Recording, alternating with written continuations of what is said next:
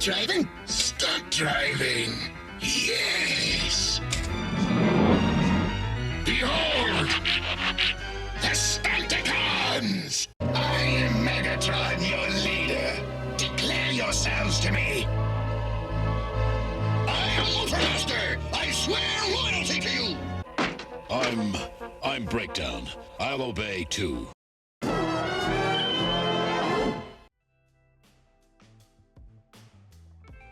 Hey guys, welcome back for today's unboxing video. It's a Transformers unboxing video, as you could have told by the thumbnail and the background. Yeah, this one's probably going to be featuring the thumbnail for Breakdown. So you know we're going to be doing that one in this video. But I just finished up recording the TVO1 and TVO2 Predacons. And yeah, I'm just going to move them out of the way right now and get my hands on DX9's Breakdown, which is called Montana. And yeah, see if this one does not break. So if you don't know what I'm talking about, check out the videos of the two Legends Guild Predacons and you know what's up. Yeah, this one feels very heavy, so that's always a good sign, I think. And let's open it up. Now as for the box, I already glanced over it while I was unboxing all of these boxes, but this is what the front side looks like. Montana, say hello to my little friend. You want to play rough? Okay. DX9, the D-13 is the model name. A little bit of a weird backside or side of the box. Top of the box, who do I trust? Me. And the bottom of the box and the backside of the box. So that's it for the box. Now as for the contents of the box, I'm always a little bit surprised when I take out these DX9's models how big they are, because these car modes are probably bigger than what Red Alert and Sideswipe were, which are the same cars basically. And yeah, I'm not used to that, because I did have some STUNTICONs back when I was younger, in my teenage years, and these were of a smaller design than the car bots were. So that's yeah, something which I notice. Yeah, so the accessory part on DX9 is pretty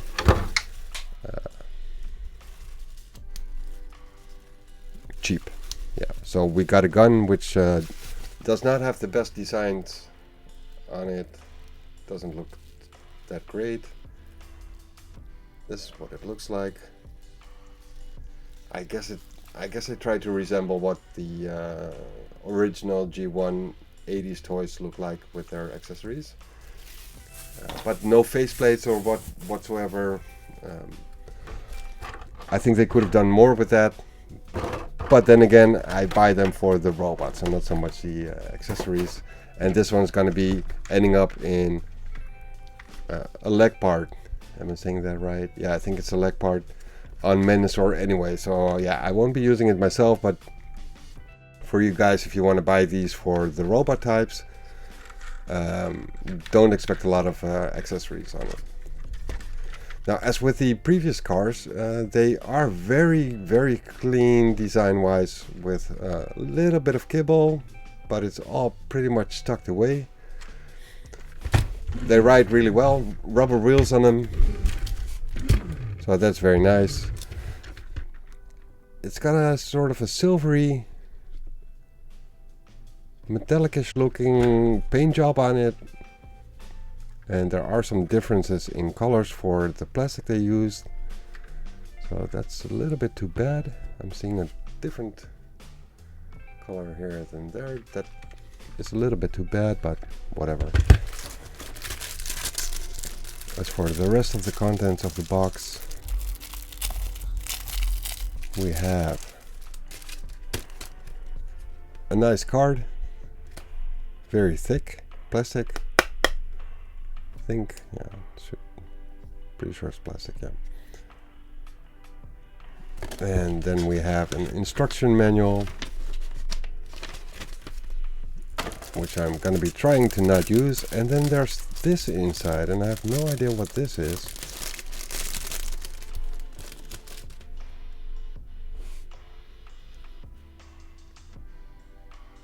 It's a weird part. Yeah, I don't know what this is, and I don't think any of the other robots had that, but I could be mistaken with that. I'm going to be looking that up in the manual later on, what that part is. I'm just going to be trying to transform this guy. So yeah, he rides really well, he looks great, and let's see if I can do this.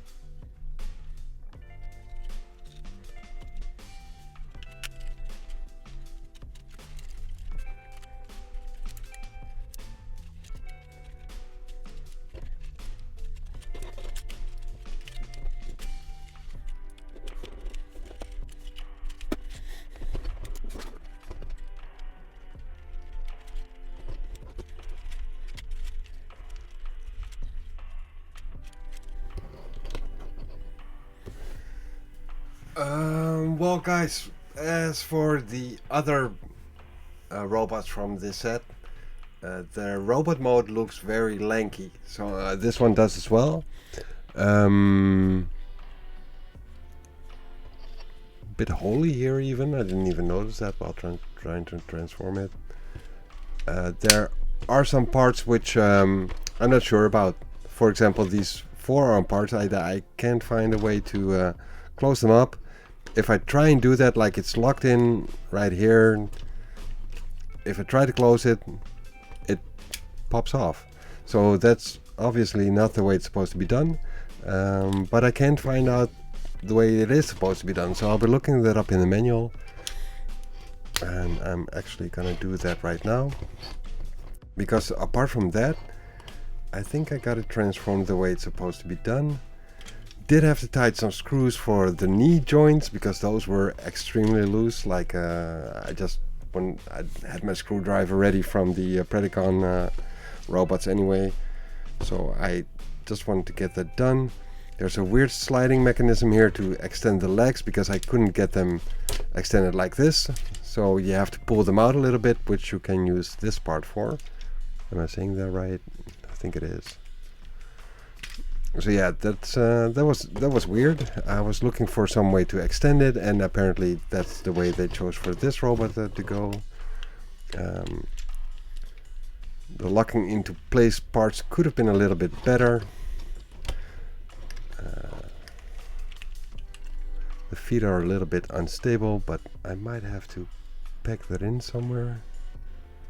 Not sure.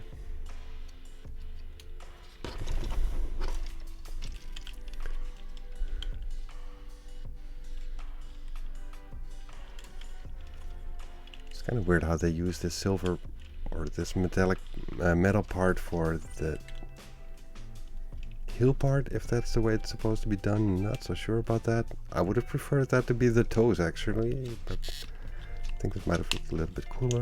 Oh.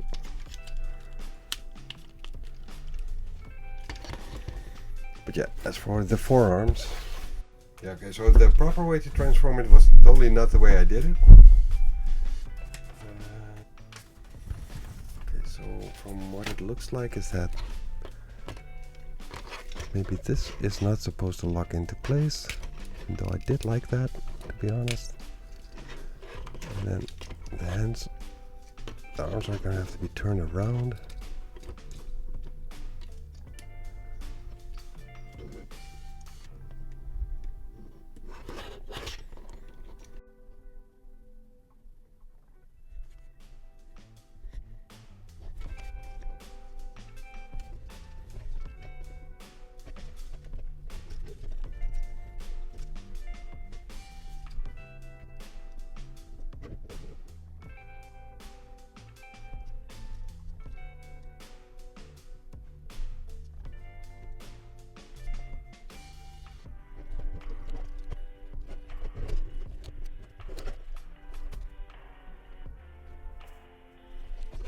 Well, it took me long enough, but I think this is the way it's supposed to be done. So let me just show you guys. This part has a little slit right here, and this little peg has to go in there. But I think it's better to close this one up first, so it gets tucked into this part, or else it will, like if I do it the other way around, it's just gonna keep on flopping open. So if you push that one in first and then push the peg in, it kind of sticks in between a little bit. And yeah, I think this is the way it's supposed to be done. Okay, so the backpack is weird. It's weird, but it's sort of a little bit tidied up. You don't really notice it from the front that much. It does have the little spoiler still sticking out, but it is kind of weird. The holes right here is kind of weird, very opened up, but he does look pretty cool actually. I've never been a fan of the way they do the forearms on all robots. It's a little bit messy to me. This part keeps on opening up. That's like the headlights of the car in car mode. They keep opening up, so they are way too loose. But it does have some kind of look to it. I just don't prefer it. Let me see, why does this open up?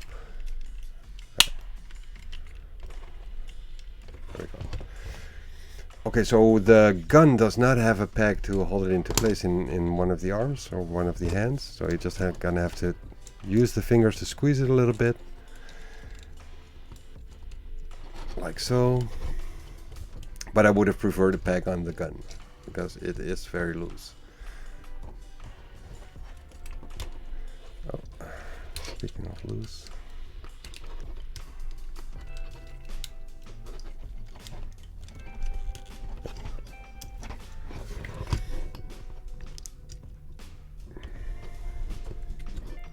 Okay, so let's get into articulation and whatnot. Let me just give you guys a full glimpse of the way it's supposed to look, like that. First off, we got a face sculpt, which looks pretty cool. There is some, no, that seemed like damage on the eyebrow, but it's actually the glimmer from the lighting, so there is no damage on the eyebrow. But yeah, it's got a cool mean mugging look face. I really like the designs of the faces DX9 put on their robots. We got a full rotation on the head. Now you see the little white part on the eyebrow again, but like I said, it looks like damage, but it actually isn't. Pretty odd. Yeah, a little bit of movement downwards. No real movement upwards for the face. We got a little wobble on the face. Not so much, but just slightly. Then we have a mechanism in the shoulders which allows you to move them up, which I do like. No butterfly, but we got a butterfly this way basically. Extended out, rotated 360. Then we have a bicep swivel, a double jointed elbow, and a forearm swivel, which you can use if you unpack this part. So, but that does expand all the parts, so it doesn't look that great, but you could use it if you wanted to. If you want to position it in a single position, then you can use it, I guess. Now, as for the hips, we got a rotation, torso rotation. We got an ab crunch, which is used for transformation as well a little bit, and I think it's useful for the Minosaur mode. Then when you move the crotch part out of the way, you can kick to the front. Kick to the back is hindered a little bit by this mechanism part, and extend it past 90 degrees. So that's pretty big range of movement. He's got a little bit of leg swivel on the hips and a knee joint, or a rotation at the knee. And we got one joint at the knee, so that leaves a little bit to desire for, but yeah, it is what it is.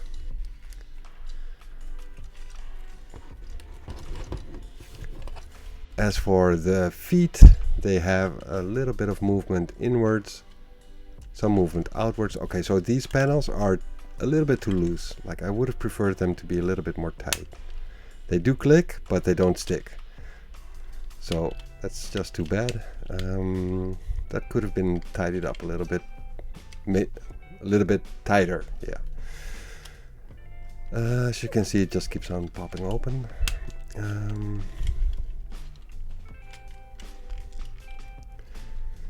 So we got a toe dip, toe lift, and this weird heel part, which is made out of metal. So weird. But yeah, I think that's the way it's supposed to be. Don't see a way to change that. So yeah, you can pose them. You can pose them in quite some pretty cool poses. I think I'm gonna play around with that because I do think he has got quite a lot of options. It's not as tight as I would have hoped. I don't know if this is the first figure of the set or wait, 16. Yeah, I don't know. Like, this one seems the least complete of the whole set as far as I can remember. Weird mechanism on the backside with expanding this part a little bit. So let me see if I can show you guys that. I guess I'm gonna have to push him into neutral position for that. And then I guess I'm gonna have to push it upwards, because this seems pretty closed up. Maybe I gotta open it first. Could be. Don't seem to be able to do that now.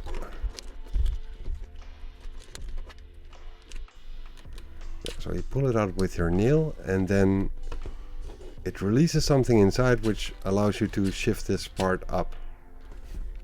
As you can see, the whole part goes up, but that gives you no range here at all. So I was like, is that all the range I can get? And then I saw this and I figured, oh, okay, so you got to use that. But that does leave it very gapey right here, which is not a problem if you're gonna face them front. That gun really could use a peg. It's too bad they didn't put that on there. Yeah, I do like it. I mean, I need it. It's, oh wait, the hands, I didn't cover those. So we got like a wrist movement, not just on this little panel, but also on the wrist itself. You can move the thumb around a little bit, just a single joint. It's already curved. Then we have a separate index finger from the rest of the fingers, which is all the fingers are already curved. And they have no extra joints. So it's basically like this grip, and you can open it and close it, but you cannot extend the fingers.